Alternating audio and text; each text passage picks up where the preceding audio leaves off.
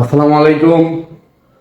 আমি খান তরিকুল ইসলাম, সংক্ষেপে কেটে ইসলাম, অ্যাডভোকেট, বাংলাদেশ সুপ্রিম কোর্ট।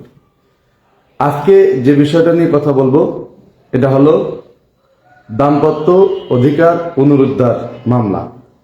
এই সম্পর্কে সাধারণত কখন আমরা এই দাম্পত্য অধিকার পুনরুদ্ধার মামলা করতে পারবো, তার আগে বলে রাখি, বিবাহের পরে স্ত্রীকে স্বামীর সাথে থাকতে হবে, বাবার বাড়িতে না, এবং স্বামীর সাথে থেকে দাম্পত্য অধিকার স্থাপন করতে হবে। এটা কিন্তু আইনের কথা, আমার কথা না, তাই কেউ আবার আমাকে ভুল বুঝবেন না। এবার এই দাম্পত্য অধিকার পুনরুদ্ধার মামলা করতে হলে আপনার কি কি লাগবে, যেমন ধরেন প্রথমেই কিন্তু বিবাহটি বৈধ হতে হবে। অর্থাৎ বিবাহ যদি বৈধ না হয় তাহলে কিন্তু আপনি এই মামলা করতে পারবেন না। এরপরে এই বৈধ বিবাহের ক্ষেত্রে আইনগত বিবাহটা কিন্তু মুখ্য বিষয়, অর্থাৎ রেজিস্ট্রি বিবাহ। এটা হলেই এই মামলাটা বেশি গ্রহণযোগ্য হবে। এরপর ধরুন আপনি মামলা করলেন, কিন্তু ডিক্রি পাবেন কি পাবেন না তারও কতগুলো বিধান রয়েছে। এক হলো যে আপনি স্ত্রীর ইদ্যৎকালীন সময়ে বিবাহ করেছেন, অর্থাৎ স্ত্রী তার স্বামীকে তালাক দিয়েছে, তালাক দেওয়ার পর 3 মাস হচ্ছে ইদ্যৎ পালন করতে হয়। এই সময় যদি আপনি স্ত্রীকে বিবাহ করেন বা সেই মহিলাকে বিবাহ করেন তাহলে কিন্তু আপনি এই দাম্পত্য অধিকার পুনরুদ্ধার মামলা করতে পারবেন না, বা করতে পারলেও আপনি কিন্তু এই মামলায় কোনো ডিক্রি পাবেন না। এরপরে ধরুন নাবালিকা মেয়েকে বিবাহ করেছেন, এই নাবালিকা মেয়েকে যদি বিবাহ করে থাকেন তাহলেও কিন্তু দাম্পত্য অধিকার পুনরুদ্ধার মামলা করতে পারবেন না। আর নাবালিকাকে বিবাহ করলে তো আপনার রেজিস্ট্রি বিবাহ হবে না, কারণ রেজিস্ট্রি বিবাহ হতে হলে নাবালিকার বয়স, অর্থাৎ কোনো মেয়ের বয়স অবশ্যই 18 বছর হতে হবে। এর কম যদি হয় তাহলে কিন্তু আপনি রেজিস্ট্রি করতে পারবেন না এবং ভবিষ্যতে দাম্পত্য অধিকার পুনরুদ্ধার মামলাও করতে পারবেন না।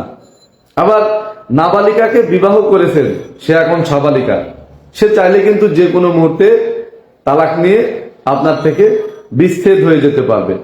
এই ক্ষেত্রে কিন্তু আরেকটি কথা আছে যে তালাক, মনে করুন আপনি 18 নং কলামে কাবিননামার স্ত্রীকে ক্ষমতা দিয়েছেন তালাক নিয়ে আলাদা হওয়ার, কিন্তু সেই ক্ষেত্রে কিন্তু সে তালাক নিয়ে আপনার থেকে আলাদা হতে পারবে, কিন্তু আপনি ক্ষমতা দেন নাই, তখন কি হবে? অর্থাৎ 18 নং কলামে স্ত্রীকে তালাকের তৌফিক বা তালাক নেওয়ার ক্ষমতা দেওয়া হয় নাই, তখন স্ত্রী কিভাবে আপনার থেকে ডিভোর্স নিতে পারে? তখন চাইলে খোলা তালাকের মাধ্যমে, অর্থাৎ স্বামী স্ত্রী দুজনে মিলে যে তালাক হয় সেটাকেই খোলা তালাক বলা হয়। এভাবে তখন তালাক নিতে পারে বা তালাক হতে পারে, অথবা পারিবারিক আদালতে বিচ্ছেদের মামলা করেও তখন তালাক নিতে পারে। এরপর ধরুন এই দাম্পত্য অধিকার পুনরুদ্ধার মামলা, এই মামলায় বাদীকে কি প্রমাণ করতে হবে? মনে করুন আমি মামলা করেছি আমার স্ত্রীর বিরুদ্ধে, এখন এই মামলায় আমাকে কি প্রমাণ করতে হবে? আমাকে প্রমাণ করতে হবে আমি নির্দোষ। নির্দোষ মানে কি? নির্দোষ মানে হলো আমি আমার স্ত্রীর সাথে সব সময় ভালো ব্যবহার করেছি, তাকে মানসিক নির্যাতন করিনি, শারীরিক নির্যাতন করিনি, অর্থাৎ কোন রকম টর্চার করিনি, আমার সাধ্যমতো তাকে ভরণ পোষণ দিছি, আমি সবসময় চেষ্টা করেছি তাকে ভালো রাখার জন্য। এরপরেও সে আমার কথা না শুনে আমার অবাধ্য হয়ে সে তার বাবার বাড়ি রয়েছে। অর্থাৎ আইনে কি বলা হয়েছে? কোনো আইনগত কারণ ছাড়া স্ত্রী যদি বাবার বাড়ি থাকে, আমি কিন্তু আবারও বলছি, বিবাহের পরে কোনো স্ত্রী তার বাবার বাড়িতে থাকতে পারবে না, এটা আইনের কথা। স্ত্রীকে তার স্বামীর বাড়ি থাকতে হবে। এখন স্ত্রী যদি আইনগত কারণ ছাড়া বাবার বাড়িতে থাকে তখন আসতে এই মামলা করতে পারবেন। আর স্ত্রীকে কি প্রমাণ করতে হবে? মনে করুন, এর মধ্যে আর একটু বলে রাখি যে বিষয়টা কিন্তু এমন না যে আপনি মামলা করলেন আর আদালত জোর করে আপনার সাথে আপনার স্ত্রীকে সংসার করতে পাঠিয়ে দিল। বিষয়টা কিন্তু এমন না। এরকম কিন্তু কোনো আইন তৈরি করা হয়নি বা পাশ করা হয়নি যে সংসার করতে হবে বাধ্যতামূলকভাবে। কথাটা মনে রাখবেন। তাহলে কি দাঁড়ালো? যে আমি বা আপনি যেই হই, এই দাম্পত্য অধিকার পুনরুদ্ধার মামলা করলাম, করার পরে আমি সবকিছু বললাম যে আমি নির্দোষ, আমি অনেক চেষ্টা করেছি, তাকে ভালোবাসি, তাকে ভালো রাখার সব চেষ্টা করেছি, তাকে কোনো রকম নির্যাতন করিনি, ইত্যাদি ইত্যাদি। এখন স্ত্রীকে আবার প্রমাণ করতে হবে। কি প্রমাণ করতে হবে? তাকে প্রমাণ করতে হবে যে আমার নিষ্ঠুরতা, অর্থাৎ সে বলবে এটাই যে স্বামী এমন অবস্থা তৈরি করেছে বা এতটাই নির্যাতন করেছে, সেটা মানসিক হোক বা শারীরিক হোক, এতটা টর্চার করেছে যে তার পক্ষে স্বামীর বাড়িতে থাকা কোনো মতেই সম্ভব নয়। অর্থাৎ স্বামী তার বাড়িতে রাখার মতো কোনো পরিস্থিতি রাখে নাই, এটা স্ত্রীকে প্রমাণ করতে হবে। যে স্ত্রী যদি আর কিছুদিন থাকতো বা স্বামীর বাড়িতে অবস্থান করত, তাহলে তার জীবন মরণের একটা ব্যাপার ছিল। তাই সে বাধ্য হয়ে সে তার বাবার বাড়িতে চলে গিয়েছে। স্ত্রীকে কিন্তু এটা প্রমাণ করতে হবে। মনে করুন আপনি আপনার নির্দোষ প্রমাণ করতে পারলেন বা নির্দোষ হিসেবে দাবি করলেন, কিন্তু আপনার স্ত্রী আদালতে এসে এসব কথা বলল, তখন কি হবে? তখন কিন্তু আপনার মামলা খারিজ হয়ে যাবে। আপনি এই মামলায় কোনো ডিক্রি পাবেন না।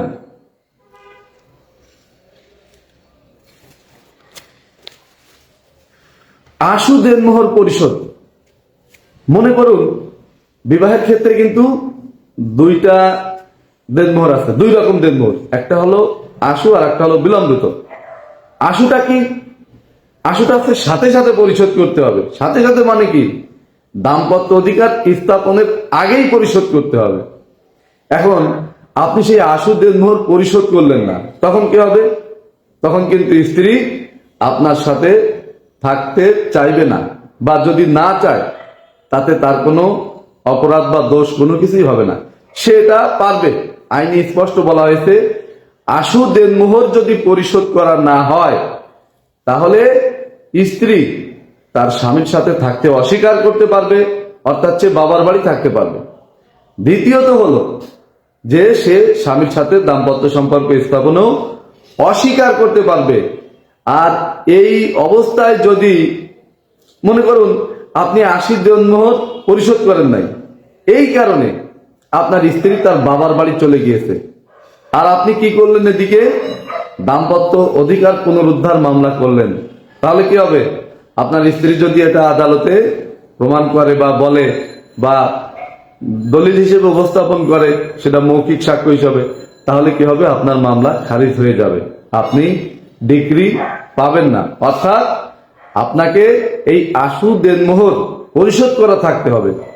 আবার আরো একটা বিষয় আছে যে আশু দেনমোহর পরিশোধ করেন নাই, আবার স্ত্রীর সাথে দাম্পত্য সম্পর্ক হয় নাই, তখন যদি আপনি দাম্পত্য অধিকার পুনরুদ্ধারের মামলা করেন আর আপনার স্ত্রী যদি আদালতে এটা বলে যে আপনি আশু দেনমোহর পরিশোধ করেন নাই এবং এই কারণেই আপনার সাথে দাম্পত্য সম্পর্ক স্থাপন হয় নাই, তাহলে কিন্তু আপনার মামলা খারিজ হয়ে যাবে। আপনি দাম্পত্য অধিকার পুনরুদ্ধার মামলায় ডিক্রি পাবেন না। আবার আরো একটা বিধান আছে। মনে করুন আপনি আশু দেনমোহর পরিশোধ করেন নাই বা করতে পারেন নাই, যাই হোক আমরা ধরে নিলাম, আবার স্ত্রীর সাথে দাম্পত্য সম্পর্ক হয়ে গেছে। এই মুহূর্তে যদি স্ত্রী বাবার বাড়িতে চলে যায় আর আপনি স্ত্রীর বিরুদ্ধে দাম্পত্য অধিকার পুনরুদ্ধার মামলা করেন, তাহলে কিন্তু আপনি ডিক্রি পাবেন। এটা কিন্তু আইনে সুস্পষ্টভাবে বলা হয়েছে। দ্বিতীয় বিবাহের পরে প্রথম স্ত্রীর সহিত, হ্যাঁ, এই ক্ষেত্রে ধরুন বিবাহের পরে অনেক সময় হয় কি, একটা চুক্তি করলো, বিবাহ তো একটা চুক্তি, সেটা আমি বললাম না, আলাদা একটা চুক্তি করা হলো। কি চুক্তি? যে বিবাহের পরে স্ত্রী তার বাবার বাড়িতে থাকবে, স্বামীর বাড়িতে যাবে না। এই রকম কোন চুক্তি যদি করা হয় তাহলে কি হবে? তাহলে এই চুক্তি কিন্তু বাতিল বলে গণ্য হবে। এই চুক্তি আইন আদালত কোথাও গ্রহণযোগ্য হবে না।